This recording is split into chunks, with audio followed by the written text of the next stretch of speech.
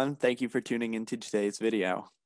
With training camp finally underway, the Devils go into the season with a lot of holes to fill. But being the expectations for this team aren't really that high right now, and there's a lot of young players that can fill those holes, the Devils have a great problem on their hand trying to figure out the roster for January 14th versus the Bruins. So in today's video, I'm going to key on 6 players that are going to have an opportunity to play on opening night. So without further ado, let's get started. So starting with the guys that were drafted by the Devils, number 1 is Ty Smith. Smith was drafted 17th overall in 2018 to the Devils from the Spokane Chiefs of the Western Hockey League. Although he was a newly drafted 18-year-old defenseman, he nearly made the team in 2018-2019, and he was the last cut from the team in training camp before the team went over to Europe to play in Sweden and Switzerland for the NHL Global Series. In the last 2 years, he's dominated the WHL and U20 World Junior Championships for Team Canada, including an 8-point performance in February of 2020. Not only that, he was named WHL Defenseman of the Year for back-to-back years. And now that there's no Andy Green on this team, there's a hole in that left defense side. So there's high hopes for this young defenseman, Ty Smith, to take that spot and secure it as his own and keep it and show that he has so much promise like he was supposed to be drafted by. So with that said, on to number 2. Next up, number 2 is Michael Mcleod. Mcleod was the 12th overall pick in the 2016 draft. When the Devils did that weird thing with the Senators where they just traded back one for like a 3rd-round pick. I mean, got a 3rd-round pick out of it, but that was so weird. He played with the Mississauga Steelheads in the Ontario Hockey League and averaged over a point per game for 3 out of his 4 seasons there. He also did fairly well in the World Junior Championships the 2 years that he went for Team Canada. Ever since he started playing for the Devils organization in 2018, he's only been a regular in Binghamton, which really isn't a bad thing, but we need more from him now. He's 22, going on 23. This is where NHL players start to establish themselves as regulars and trying to find out who they are and what they're going to be in the NHL. If he makes this team, look for him to have a bottom 6 role unless guys start to get injured. I could definitely see him on the taxi squad, but if he's going to play this season and he's going to be on the opening night lineup, he's going to be like a bottom 6 forward, whether it's center or he can play the wing also.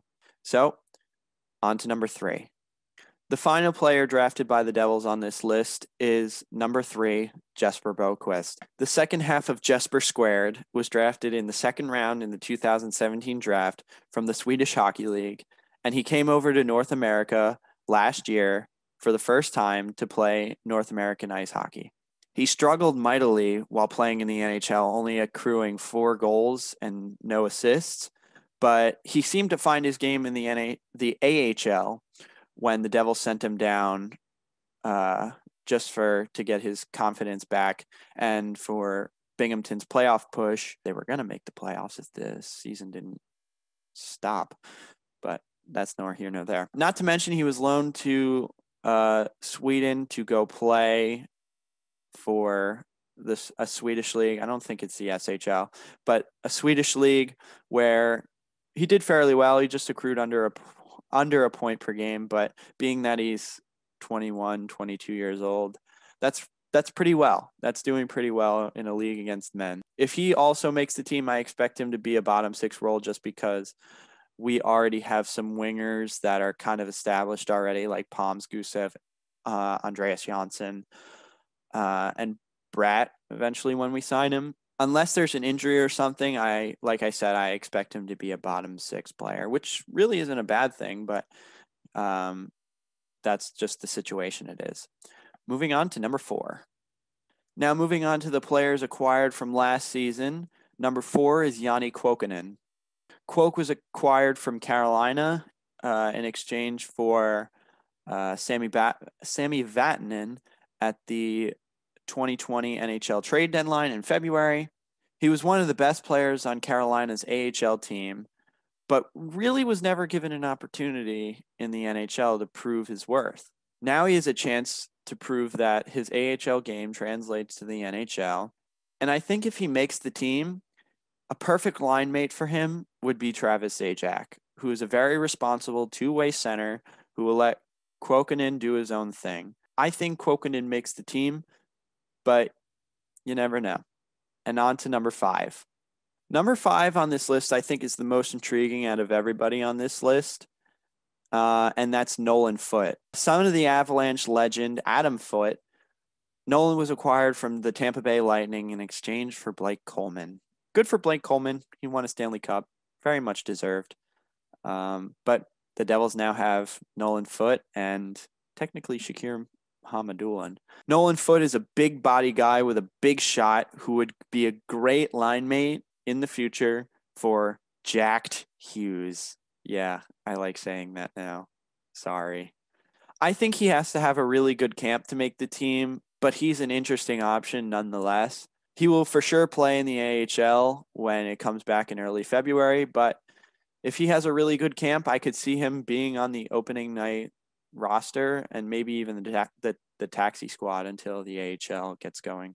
So on to number 6. Lastly on this list is number 6, Nick Merkley. Merkley was a former first-round pick of Arizona, but we all remember who we acquired him for.